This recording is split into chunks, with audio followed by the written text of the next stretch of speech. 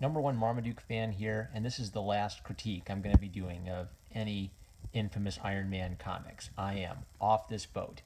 I'd, I'd roasted Alex Maleev. I'd kind of seen things I liked in his style. I thought I'd give it one more chance.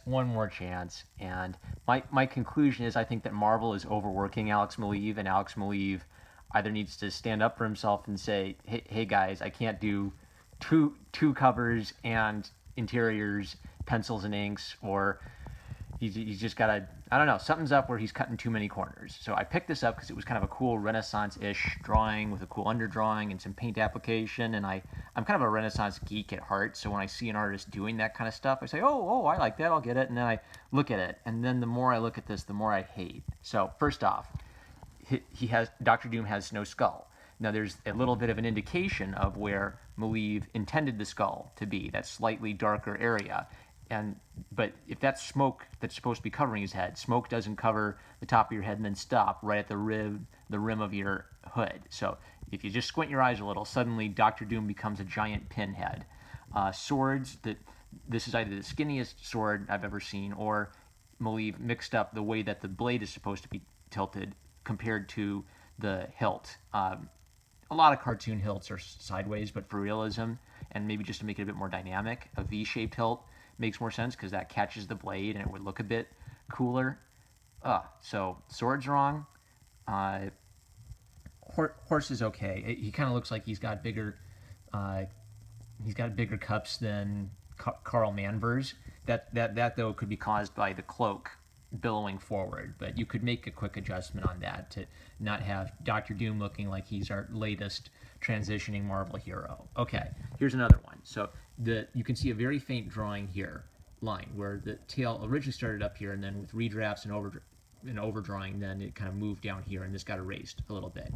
Problem with this is that horses' tails do not connect beneath where they leave horse apples. All right, the tails connect up here, so that was a redraw, or where the subsequent layers covered up something and made an unfortunate implication. And then just overall, it's a little bit dull.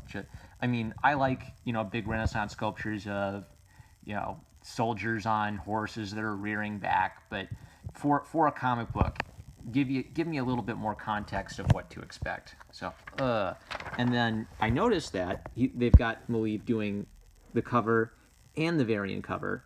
They do have a colorist working with him on this one, but he's also doing pencils and inks. I think this is maybe he's lazy. That's theory one. Maybe he isn't lazy, but he's overworked and he's just trying to take some cheats just to get the amount of work done.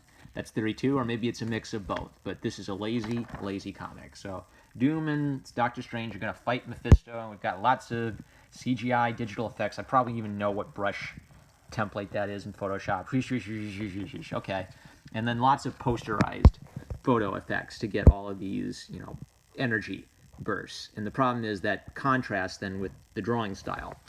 I liked the pencil and the mark making here, but there's something about these two figures that looks a bit like posed action figures. Like I can even imagine just holding the action figure right there and then just pushing up the arm and pushing that back. I was going to say it's stiff. There is a curve there. Maleev does have the talent to draw a human figure and to put some energy into it, but there's some stiffness here, and I think it might get to problems of underdrawing versus problems of finish. Finish is every hair on the horse, every wrinkle on the clothing, every shoelace on the shoe, but underdrawing is the shape, it's the form, it's the light and shadow. And if you don't have light and shadow right, that's where you get those portraits where everything's detailed and realistic and you've got every wrinkle, but the face seems twisted around on the axis or something, or the eyes seem a bit vacant. Those are problems of underdrawing.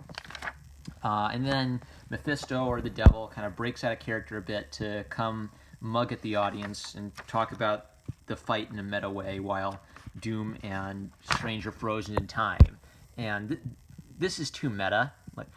So the devil says, listen, fights at this level, like good checkers or the end of Kill Bill Volume 2, are not laborious battles that go on and on. They are precise and end very quickly. Show, don't tell.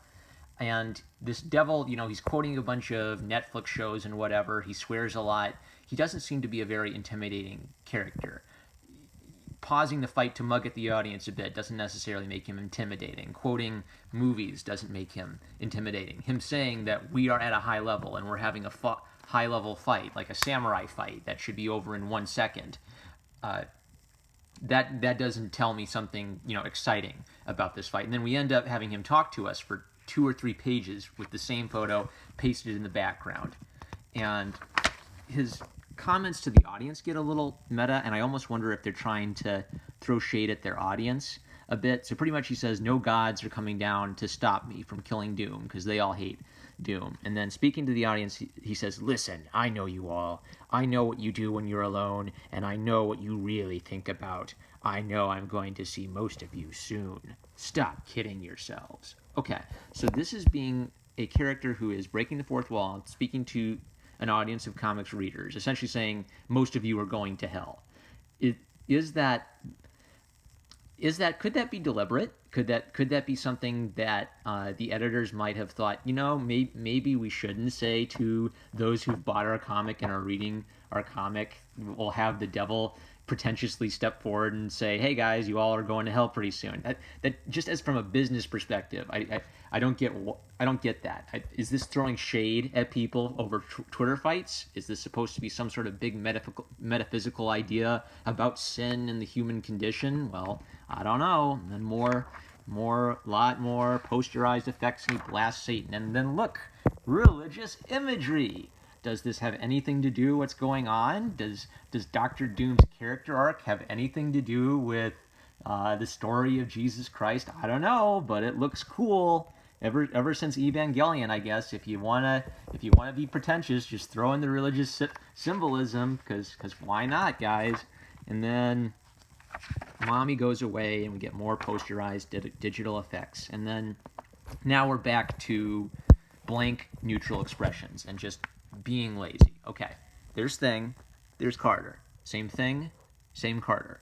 There's Thing, there's Doctor Strange, same Thing, same Doctor Strange, same Carter, same Doom in both panels, slightly zoomed in.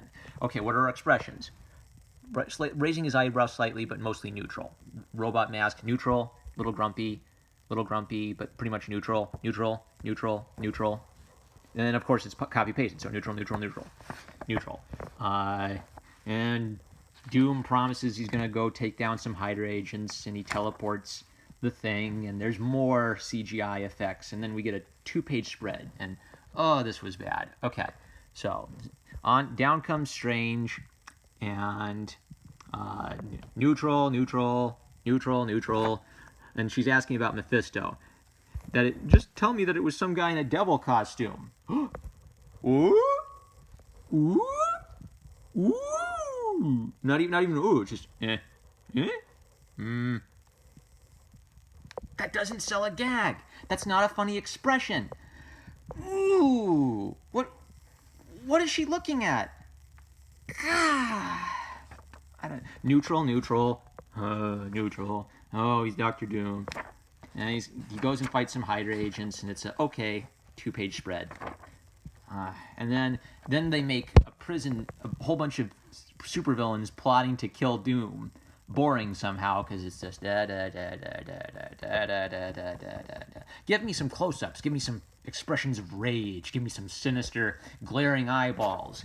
Nice, big, empty doctor's room where the girl is sitting. This is the worst. So in comes our doctor, Dr. Amara Perara. Oh, no, she's Perara. And then the doctor says, "You're not stupid, doctor. You're pregnant."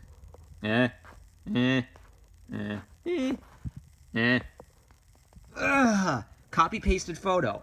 You're pregnant. Ooh. Lazy. Okay. I need a marker. Okay. I'm sorry, Alex, but I'm done with Infamous Iron Man, so I'm going to have a little fun and say goodbye when I say goodbye to this comic book. So let's see here. Let's just get all anime weeby on this. Nice big wah! And And then let's do like the triple eyebrows that Tom Preston does. And some bug eyes, and then some expression lines. And I don't know. Let's give her a mustache, I guess. I got that from Calvin and Hobbes. Hobbes used to draw mustaches on all of Calvin's superhero comics. So there we go. Now we're like 20% more progressive, guys. 20% cooler and 20% more progressive. Now she's a Jewish transitioning doctor. Okay, so we got a law expression. Now let's make this an angry expression, okay? It's like she's thinking really intensely. So when you're angry and you're intense, and there's a knit in the brow, and the knit in the brow usually implies pain or consternation. So you use it both for expressions of fear and expressions of irritation. And I don't know if it's really realistic to have that. When you're squinting, your eyes narrow, right? I think there's a cartoon convention of putting some lines under the eyes because it helps maybe kind of abstractly reinforce the idea of squinting, but I don't know. It's not realistic. You don't have a bag or a wrinkle that does that kind of stuff. But and then let's get a little of that going on. It's amazing how subtle changes can really affect a expression, because cartoon expressions tend to be really big and broad, and just a little slight indication can change a happy expression to a glum expression. When you're working on neutral, what's actually good about drawing neutral expressions is you can add some very subtle changes to a neutral expression to practice subtly indicating an expression without just the big cartoon angry eyebrows or something. You can try to subtly indicate that kind of stuff. All right, but I'm goofing Alex a bit, so we need to have some smoke coming out of her ears. That's one of my favorite cartoon tropes, smoke coming out of the ears. Yeah, she's really annoyed. She's a career woman, and now she's got Dr. Doom's baby. And how about some big tears? Yeah. Alex, draw for me! I love you guys. I'm not going to be getting any more Infamous Iron Man because I don't want to expose myself to this, and I don't want to buy comic books just to roast them. So this concludes the epic journey of #1 Marmaduke fan trying to understand what the heck's going on in Infamous Iron Man. Love you guys.